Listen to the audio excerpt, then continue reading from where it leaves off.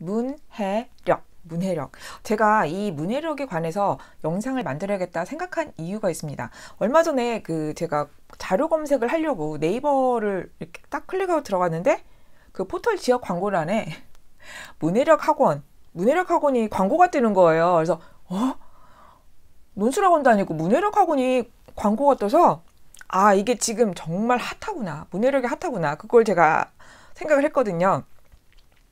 여러분이 문해력이 무슨 뜻인지는 아마 알고 계시겠지만 오늘 다시 한번 간단하게 설명드릴게요. 문해력은 영어로는 literacy라고 하죠. 많이 들어보셨죠?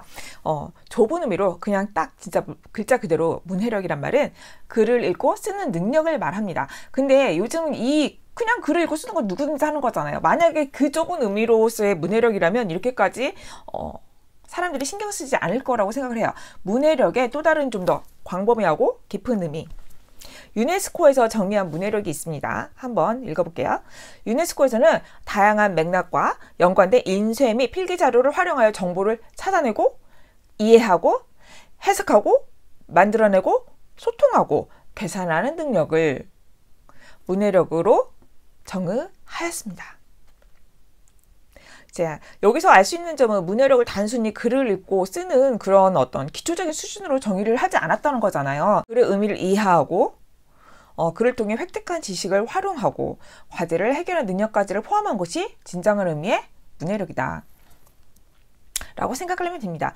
자, 그러면 우리가 이렇게 고민하는 이유는 그래서 그 문해력 뭔데? 제가 이게 또 예를 들어줘야 될 것 같아요. 이게 왜 문해력이 중요하냐면 그래서 이게 양성이면 코로나가 걸렸다는 거야, 말았다는 거야? 이런 말 하는 거예요. 그러니까 둘이 코로나에 관해서 이야기를 하고 있었는데 양성이 걸린 건지 음성이 걸린 건지 그것을 몰라가지고 제가 정말 놀랐습니다. 아, 철학 의미를 모르는구나. 정말 놀랐는데요. 그리고 또 이 문해력 얘기 나오면서 또 한때 인터넷을 뜨겁게 했던 한 기자분이 사흘이라는 표현을 썼잖아요. 사흘 동안 쉽니다 하고 사흘이 이제 3일로 계산을 해서 이렇게 쭉 해서 썼는데 밑에 댓글들이 기자가 뭘 모른다. 사흘이면 4일이지 어떻게 3일이냐. 그러면서 그 댓글이 정말 그 기자한테 기자가 어떻게 이런 것도 모르면서 공격을 엄청나게 해놓은 거예요. 근데 여러분 사흘이 4일이에요? 아니에요.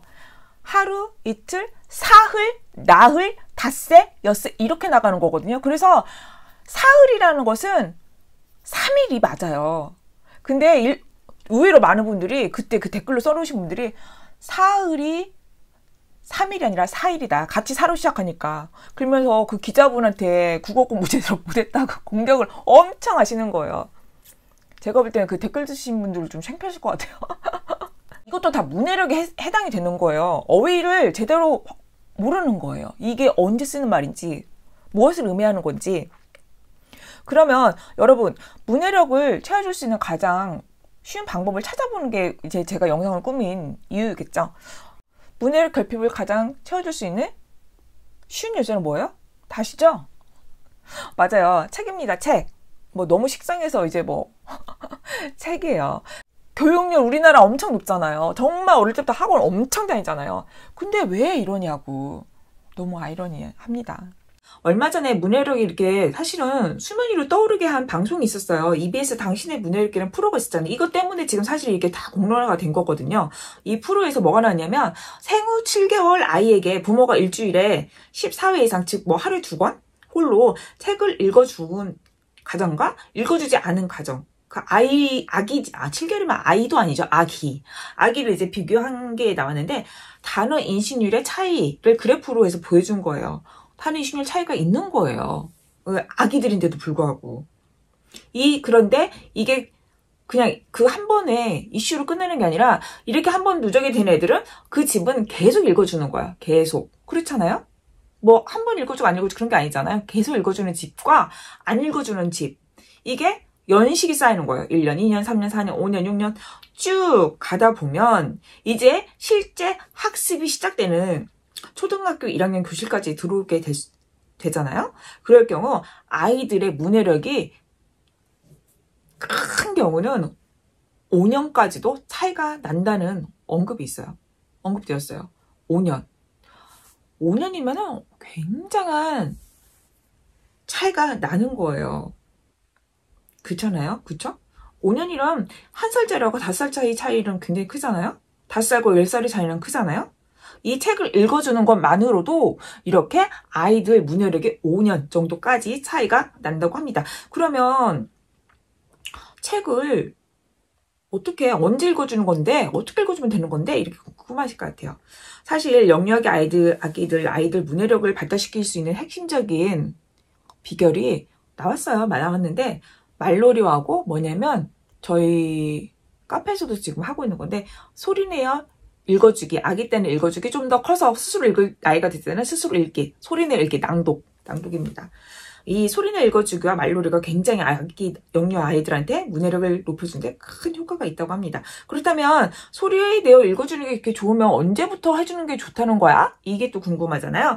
이에 대해서 전문가들은, 저도 전문가지만 저 말고 보다 더 진짜 전문가들, 이걸 완전히 학문적으로 연구하신 분들은 빠르면 빠를수록 좋다. 제가 주장하는 거랑 똑같네요. 영어는 빠르면 빠를수록 좋다. 책 또한 빠르면 빠를수록 좋다. 읽어주고 엄마가 계속 읽어주는 거. 아기가 태어나 목을 가누기 시작할 무렵부터. 그래서 이 연구진에 의하면 돌 이전에 부모가 책을 읽어줬던 아이들이 그보다 늦게 시작한 아이들보다 초등학교 들어가서 아까 방금 얘기했을 초등학교 때 5년 차이가 난다고, 읽기 능력이 굉장히 높고 글을 읽고자 하는 읽기 동기도 훨씬 크다고 합니다. 이미 이렇게 어릴 때부터 노출이 되는 아이들은 문자나 책에 관해서 거부감이 없는 거예요. 심리적인 거부감이 없고 저항감도 없는 거예요. 그냥 친숙한 거죠. 재미있고 배울 수 있다. 이런 걸 통해서 알 수 있다. 이런 게 심지어로 깔려 있는 거죠. 그래서 아기들 어릴 때부터 많이 소리내서 읽어주는 것이 굉장히 중요합니다. 이게 또 왜 중요하냐면, 책을 읽어주는 아이 때는, 특히 읽어줄 때는 아이를 거의 품에 안거나 옆에다 같이 있거나 뭐 이런 식으로 스킨십, 살을 맞대고 읽어주는 경우가 많잖아요. 아이는 그리고 엄마랑 읽으면서 혹은 아빠를 읽으면서 아이들한테 엄마들을 읽어주면서 모르는 말이 나면 아이들이 엄마 이게 무슨 뜻인지 모르겠어, 이게 무슨 말이야 물어보면 아이한테 이해하기 쉽도록 엄마가 또 설명을 해주잖아. 아이 눈높이에 맞춰서 얘기를 해주잖아요. 그런 것들을 통해서 아이들의 어휘가 쌓이는 거예요.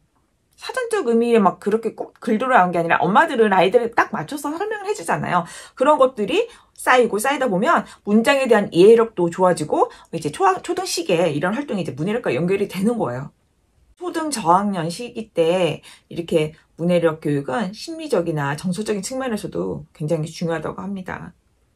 그러니까 어릴 때부터 엄마가 많이 읽어주고, 아이들이 그리고 또 이제 이 읽어줘라 하면 또 어머님들이 그러면 책을 막 기술적인 거 빨리 읽히게 해가지고 한글을 빨리 읽게 해야 되는 건가? 라고 생각하겠지만, 한글을 읽는 것은 기술이에요. 기술 배우는 거잖아요. 어떻게 하는지 how to read를 배우는 거고, 대화를 통해서 소리의 노출을 많이 시켜주라는 거예요. 이건 뭐 우리나라 모국어뿐만 아니라 영어도 다 해당되는 거예요. 소리의 노출을 시켜서 익숙하게 해주고, 아이가 습득하게 해주고.